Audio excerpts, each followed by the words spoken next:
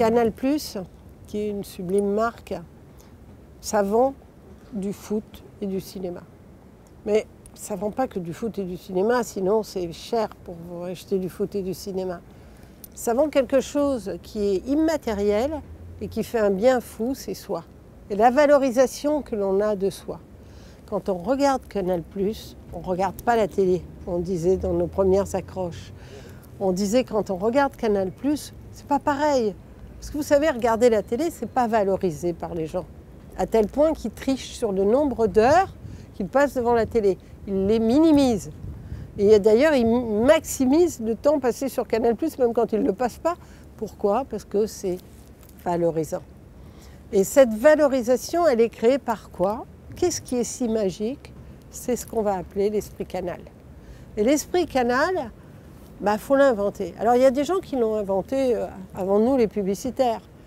Rodolphe Belmer me bluffait totalement lorsqu'il me racontait, qui est directeur général de la chaîne, il me racontait que finalement, lorsqu'il faisait les écrans qui étaient accessibles à tout le monde, les écrans en clair, il ne mettait pas du tout un résumé de ce qu'il faisait dans Canal.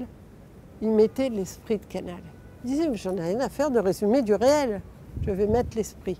C'est-à-dire ce qui fait cette pétillance d'intelligence qui va se transporter chez les gens et qui va valoriser leur propre intelligence. Et bien ce film de l'ours, c'est la même chose. C'est pour raconter le cinéma, on va mettre une extraordinaire complicité entre les gens qui vont regarder, qui vont être comme dans un film cinéma, l'humour de tout ça, les rendre intelligents parce que sans arrêt, ils vont comprendre, décoder, jouer, etc. Être très intelligents dans leur façon de regarder et se dire, ces gens qui font cette pub, c'est des gens qui font une télévision qui n'est pas la même que les autres, qui est une télévision différente.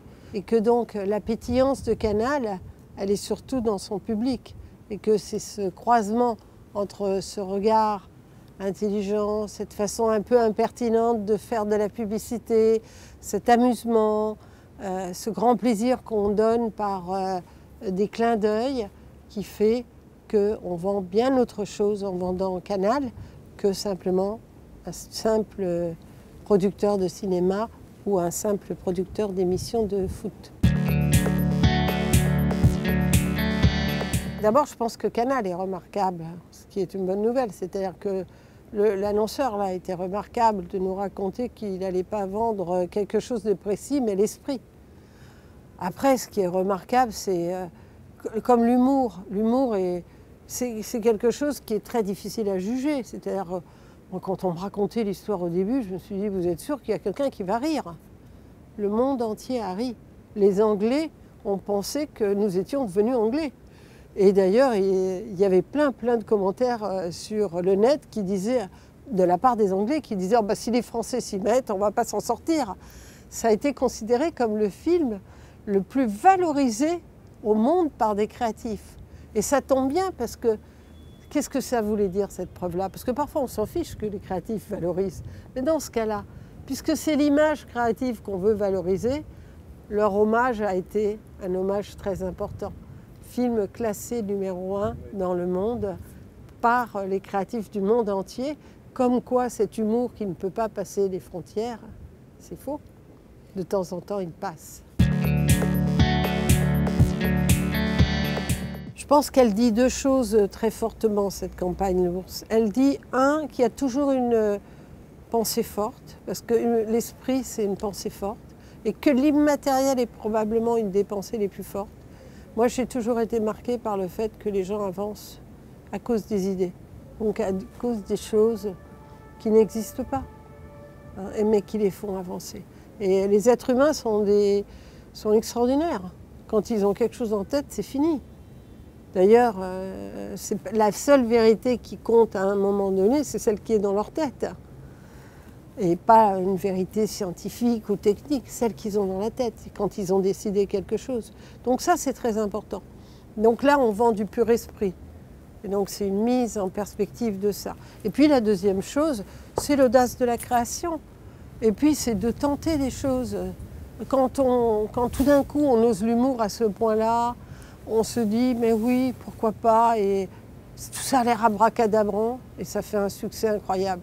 Donc à un moment donné, il faut imaginer des gens qui achètent une créa. Moi j'ai toujours peur, hein, au moment où on me raconte une créa, je me dis oh là là, qu'est-ce que ça va faire, est-ce que ça va marcher? Et je disais hier à mes clients, si vous n'avez pas du tout peur, vous êtes sûr, c'est pas bon. Il faut toujours avoir un peu peur.